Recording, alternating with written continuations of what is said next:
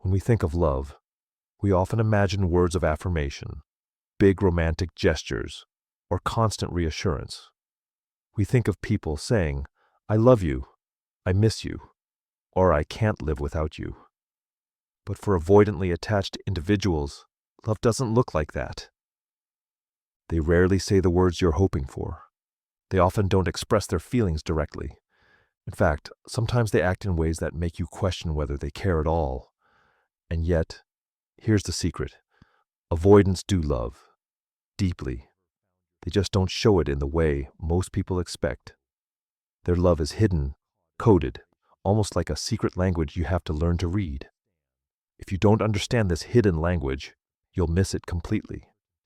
You'll think they don't care, when in reality they're showing you love in the only way they feel safe doing it. Avoidants grow up learning one painful truth. Love feels dangerous. Maybe they had caregivers who were cold, inconsistent, or dismissive. Maybe they learned early that having needs, showing emotions, or relying on others only led to disappointment or rejection. So they built a survival system. They learned to depend on themselves. They learned to shut down their emotional needs. And they built walls, thick walls, to protect themselves from getting hurt again. Here's the key. When they fall in love, those walls don't just disappear. They stay. But inside those walls, a battle begins. One part of them wants to connect with you, hold you, and be vulnerable. Another part is terrified of what that closeness might bring: rejection, control, loss of self. So instead of saying, "I love you," they say it in secret ways. They don't announce their feelings. They encode them in actions, gestures, and subtle behaviors. Avoidants show love in ways that outsiders may miss completely. These signs may look small on the surface, but for an avoidant, they are monumental, making space in their life for you. Avoidants fiercely protect their independence, their time, their routines, their space. It's sacred. So when they start letting you into that space, it's a big deal.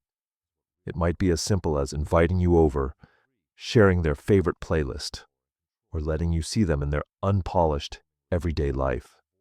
To you, it might seem like nothing, but to them, it's love, it's trust, consistency in small ways. Avoidants are often accused of being hot and cold, and it's true. But when they care, they'll show consistency in small, almost invisible ways. Maybe they always text you, "Good morning," even if they don't write long messages. Maybe they remember your coffee order or send you memes that made them think of you. It's not dramatic, it's not movie-worthy, but it's their way of saying, "You matter to me." Acts of practical help. Avoidants may struggle to say, "I love you," but they'll change your tire in the rain, fix your Wi-Fi, or quietly make sure you got home safe. They show love through action rather than words. If they do something for you, something that costs them time, effort, or energy, that's love. Letting you see their vulnerability, even briefly. For an avoidant, vulnerability feels like walking into fire. So when they let you see a glimpse of their softer side, sharing a childhood story, admitting a fear, or even crying in front of you, that's a declaration of love louder than any words. Choosing to stay. This may be the biggest one. Avoidants often feel the urge to run when intimacy gets too close. Their instinct is to create distance.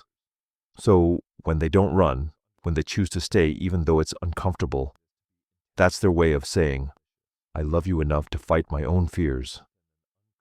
Why you don't recognize it? Here's the problem. Most people miss these signs completely. Why? Because avoidant love doesn't match the cultural script of what love should look like. We're told love is flowers, words, and grand gestures. But for avoidants, love is in the quiet moments, the subtle shifts, the small cracks in their armor. And if you don't know how to read those signs, you'll think they don't care at all. You'll miss that the fact they invited you into their private world, or fixed your broken chair, or remembered a random detail about your day, was their way of saying, I may not say the words, but I feel them. Let me tell you a story. A woman once told me about her partner, an avoidant man. She said, he never said I love you, not once. He never wrote me poems or bought me flowers. In fact, I used to cry because I thought he didn't love me at all. But then, one winter, my car broke down on the side of the road. I called him, sobbing. Without a word, he left work, drove an hour through snow, fixed my car, and followed me home to make sure I was safe. He didn't say, I love you. But in that moment, I realized he did. That's avoidant love. Silent, practical, protective, not loud, not flashy, but real. Here's the takeaway. If you're in love with an avoidant, you need to learn their language. Don't just listen to what they say. Look at what they do. Look at the risks they take, the small ways they let you in, the consistency they build over time. Because for avoidance, love isn't spoken. It's shown in whispers, in actions, in choices. Think of the avoidant heart like a locked room. The love is inside.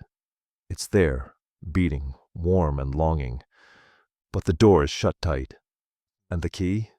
It's not begging. It's not chasing. It's not demanding more words, more affection, more reassurance.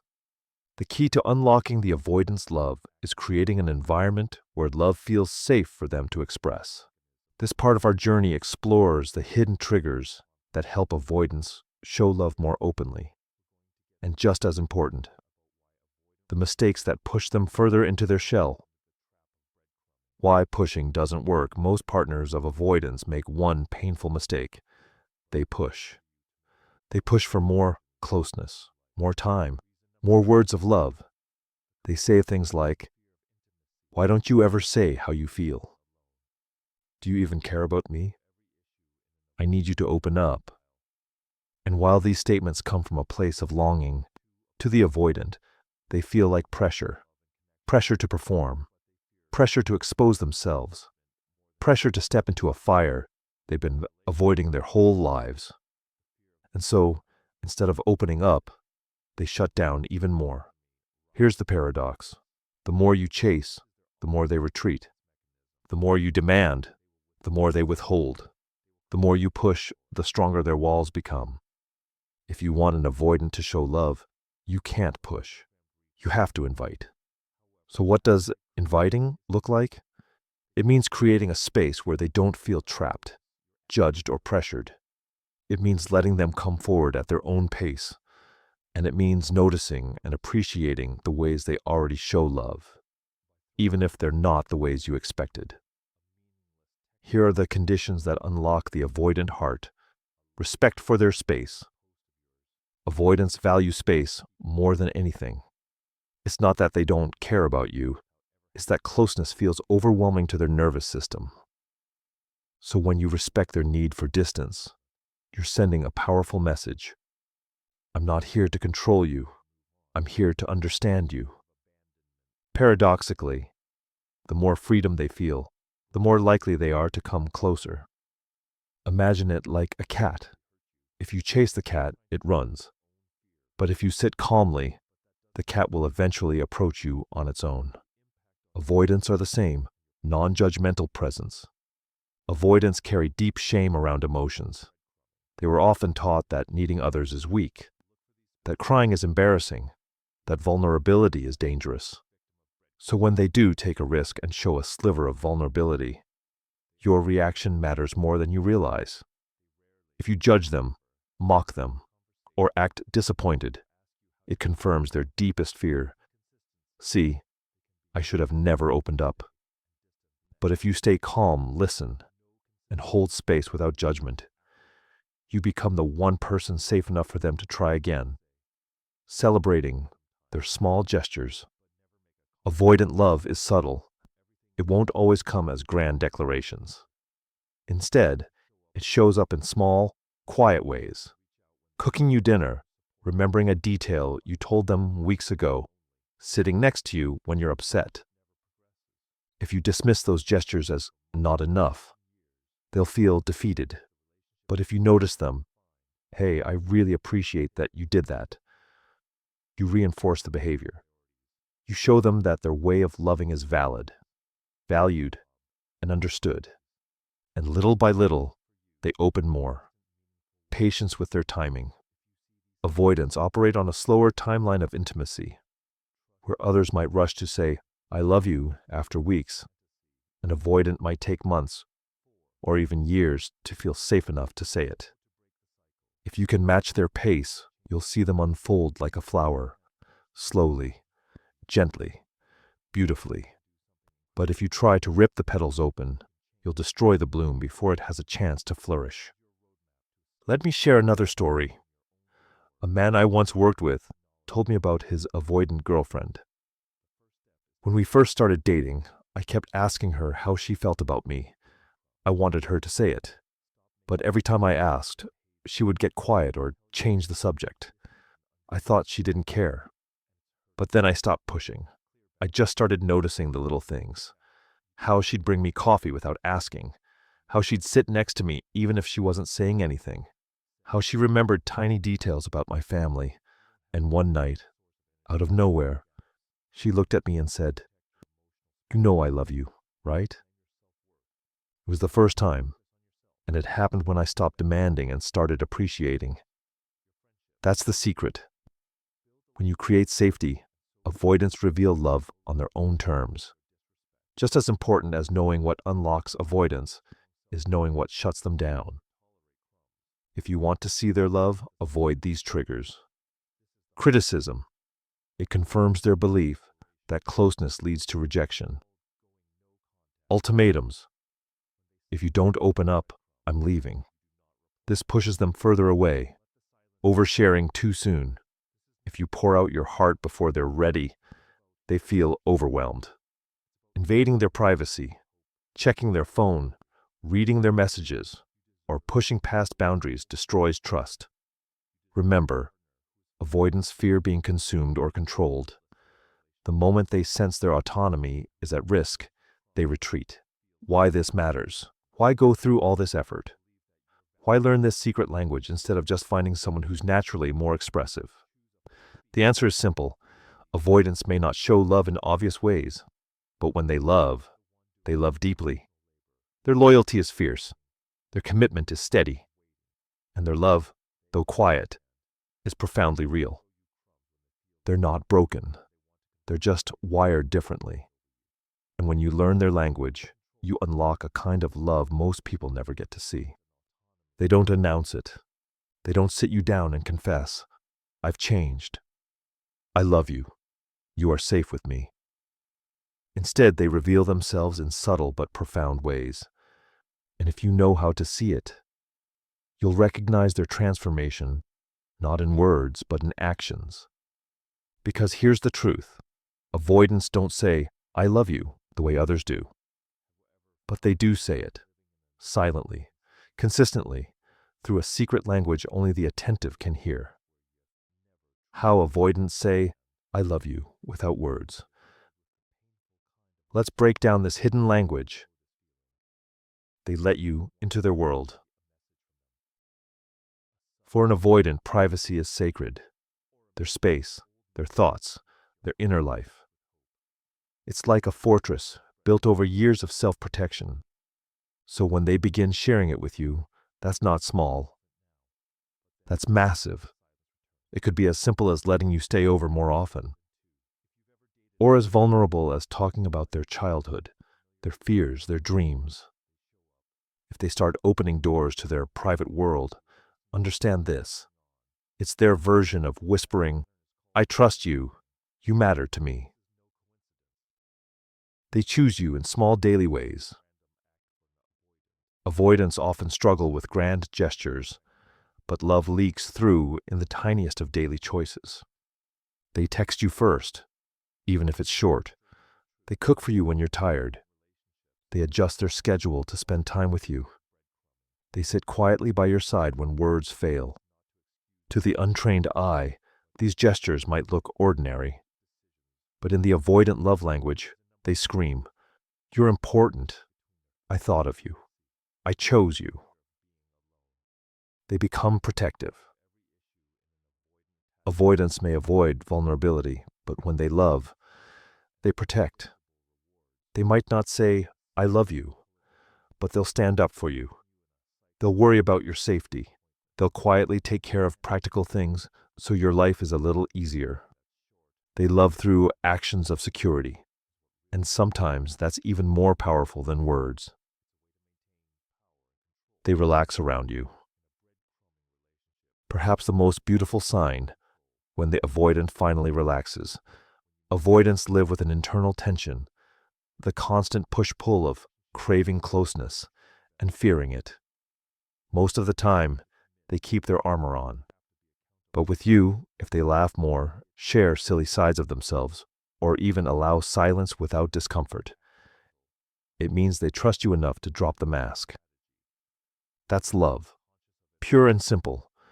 Let me tell you about Sarah and Daniel. Sarah was dating Daniel, a man with a clear avoidant style. He rarely said how he felt. He never gushed affection. And Sarah often wondered, does he even love me? One winter, Sarah got sick. She didn't expect much from Daniel. She assumed he'd keep his distance. But instead, he showed up with soup, stayed quietly by her side, and even held her hand while she slept. He didn't say a word, but everything about his presence screamed, "I love you. I'm here. I care." Sarah later told me, "That was the moment I realized his love doesn't look like the movies, but it's real, and it's enough." The long-term signs of commitment. Beyond the daily gestures, avoidants show love in bigger, long-term ways too. Consistency. They may not be overly expressive, but if they keep showing up month after month, year after year, that's love. Stability. They don't thrive in chaos. If they've chosen to share a life with you, it means you're their safe anchor. Small sacrifices. Avoidants value independence. So if they give up some of it to build a life with you, understand how huge that is. For them, staying is love. Commitment is love. Choosing you day after day is their "I love you." The secret behind their silence.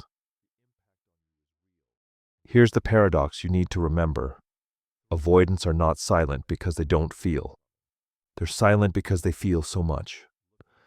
Their fear of losing love is as strong as their fear of needing it. So their silence is not emptiness. It's protection. And when you learn to read their silence, you'll see. It's not cold.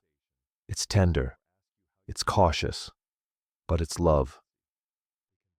How to receive their love. So, what do you do with this secret language? Notice it. Don't dismiss their quiet gestures. See them for what they are. Acknowledge it. Thank them. Appreciate them. Reinforce their attempts. Don't compare. Their love may not look like your friend's relationship. That doesn't make it less real. Give them time. The more consistent safety they experience, the more expressive they'll eventually become. The hidden beauty of avoidant love. Here's the final secret. When an avoidant loves you, it's not casual. It's not reckless. It's not impulsive. It's deliberate. It's considered. It's real. They've thought about it. They've tested the waters. They've fought against their own fears. And still, they chose you. And that choice, though quiet, carries a depth that loud declarations sometimes lack. Because avoidant love is not about saying, "I love you," every day. It's about showing it, steadily, consistently, and silently. Conclusion. The secret language you can hear. So, the secret way avoidants show love without saying it. It's in the small gestures. It's in the protection. It's in the consistency. It's in the laughter, the presence, the quiet hand that reaches for yours in the dark. If you learn to hear this language, you'll see it everywhere. And once you do, you'll realize avoidants have been saying, I love you all along. You just had to know how to listen.